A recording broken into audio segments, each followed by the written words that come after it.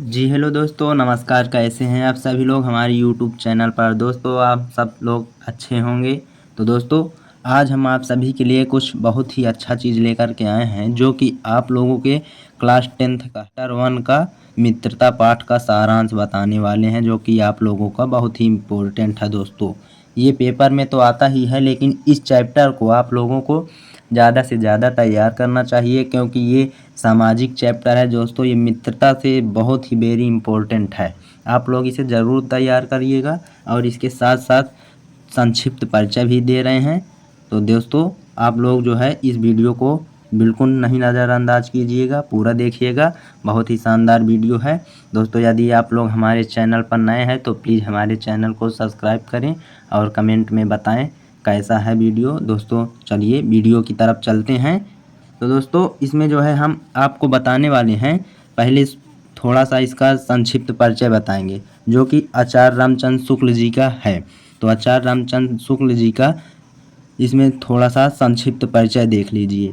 पहले दोस्तों जन्म यानी कि 4 अक्टूबर 1884 ईस्वी को हुआ। इसके बाद दोस्तों जन्म स्थान अगोना बस्ती उत्तर प्रदेश में हुआ। पिताजी का नाम इनके चंद्रवली शुक्ल। ये शॉर्टकट में है दोस्तों, आप लोग इसे तैयार कर लीजिएगा। बाकी जीवन परिचय देखना हो तो हमारे वीडियो में यूट्यूब चैनल में जाइएगा और वीडियो पड़ा हुआ है, देख लीजिएगा दोस्तों।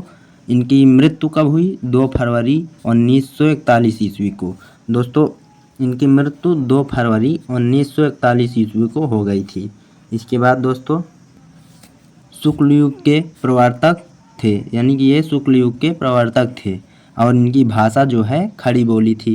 दोस्तों ये देख लीजिए, संक्षिप्त परिचय इतना हो गया है। बाकी आप लोग जीवन परिचय देखना चाहते हैं तो हमारे चैनल में जा कर के देख लीजिएगा दोस्तों। बहुत ही शॉर्ट फॉर्म में लिखा हुआ है, जो कि आप लोगों को एक ही वीडियो में पूरा समझ में आ जाएगा। इसके बाद दोस्तों हम बताने वाले हैं मित्रता पाठ का सारांश, जो कि ये बहुत ही वेरी इम्पोर्टेंट है। हम बार बार यही कहना चाहते हैं कि आप लोग इस वीडियो को नज़रअंदाज बिल्कुल नहीं कीजिएगा। तो आइए दोस्तों चलते हैं वीडियो में आगे की ओर।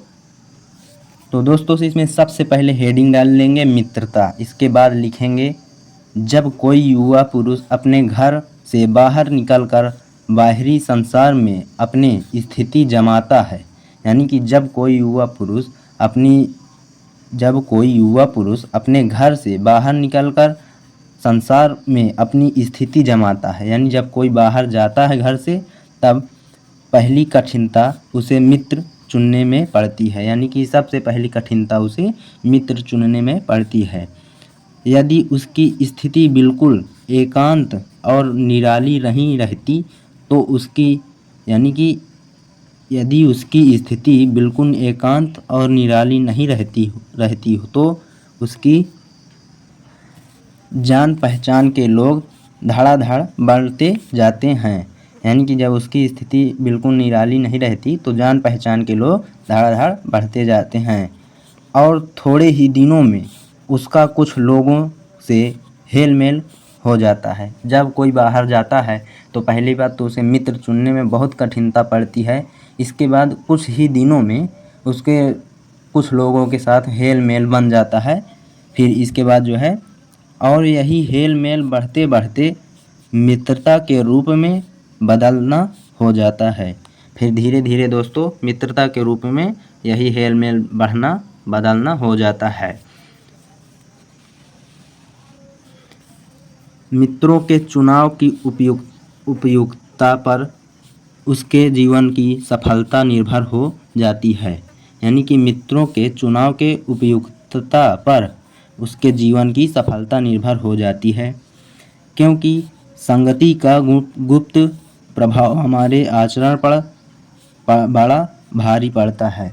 यानी कि संगति, मेन पॉइंट ये देखिए दोस्तों, मित्रता पाठ का मेन पॉइंट ये देखिए, संगति का गुप्त प्रभाव हमारे आचरण पर पड़ता है। यानी कि हम जैसा मित्र चुनेंगे, जैसा उसका संगति करेंगे, वैसा ही गुण हमारे पास होगा। तो इसीलिए दोस्तों आप कभी भी मित्र बनाने से पहले उसको अच्छी तरह से जांच लीजिए कि ये हमारे लायक है कि नहीं। और ये संसार में सबसे बड़ी चीज़ मित्रता होती है। आप कहीं भी जाइए मित्रता सबसे पहले बनाइए। ये आप लोगों को बहुत ही ज़रूरी रहता है। मित्र हमारा बहुत ही परम मित्र माना जाता है, क्योंकि ये हमारा आधा, यदि कोई अच्छा मित्र मिल गया तो हमारा काम और आसान हो जाता है कई चीज़ों में।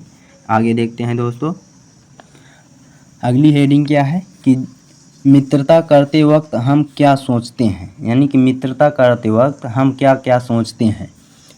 आश्चर्य की बात है कि लोग एक घोड़ा लेते हैं तो उसके गुण दोष कितना परख कर लेते हैं, पर किसी को मित्र बनाने में उसके पूर्व आचरण और प्रकृति आदि का कुछ भी विचार और जानकारी नहीं करते।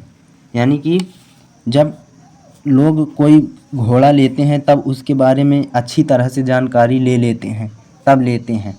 लेकिन ये चीज़ को ध्यान नहीं देते कि जब हम कोई मित्र बनाते हैं तब उसके बारे में अच्छे से जानकारी ले लें कि ये हमारे लायक है कि नहीं, तो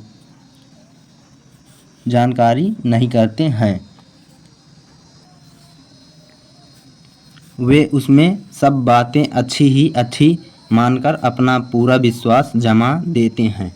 यानी कि वे पूरा उसमें सब बातें अच्छी मान करके, यानी अच्छा सोचकर उसमें पूरा विश्वास जमा कर उसे मित्र मान लेते हैं।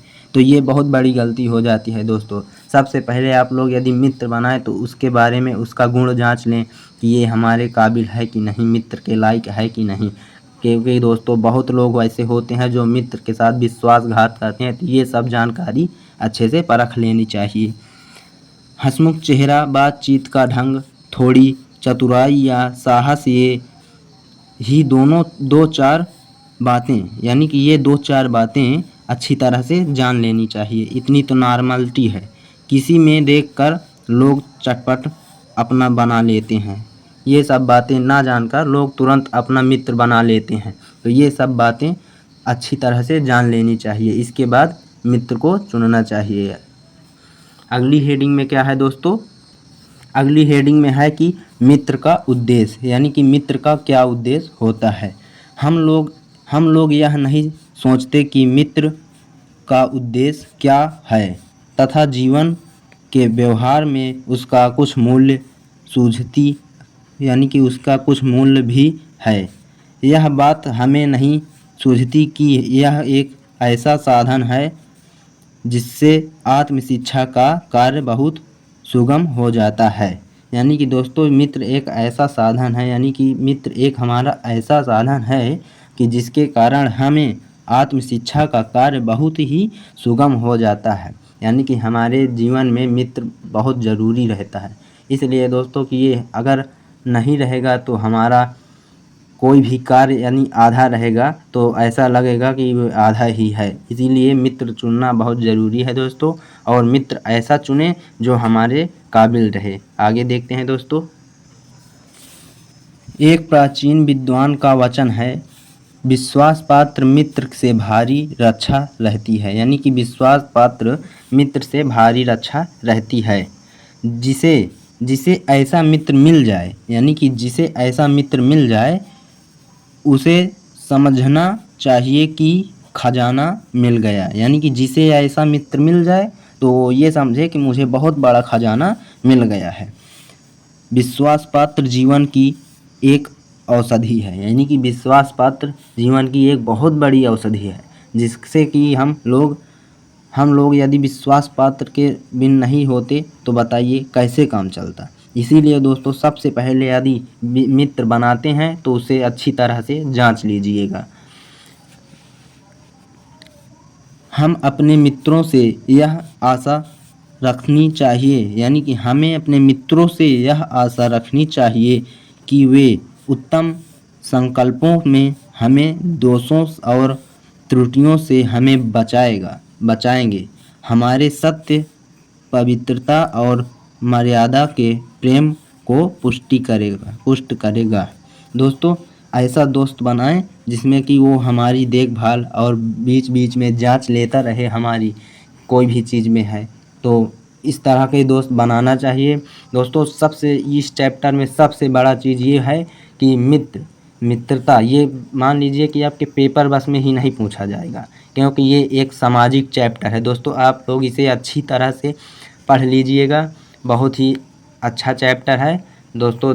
धन्यवाद। वंदे मातरम। यदि आप लोग हमारे इस वीडियो से खुश हैं तो प्लीज़ हमारे चैनल को सब्सक्राइब करें, और जो गलती हो दोस्तों उसे दोबारा कमेंट बॉक्स में हम आप लोगों को बताना पड़ेगा, हम उसे सुधारने की कोशिश करेंगे। जय हिंद, वंदे मातरम।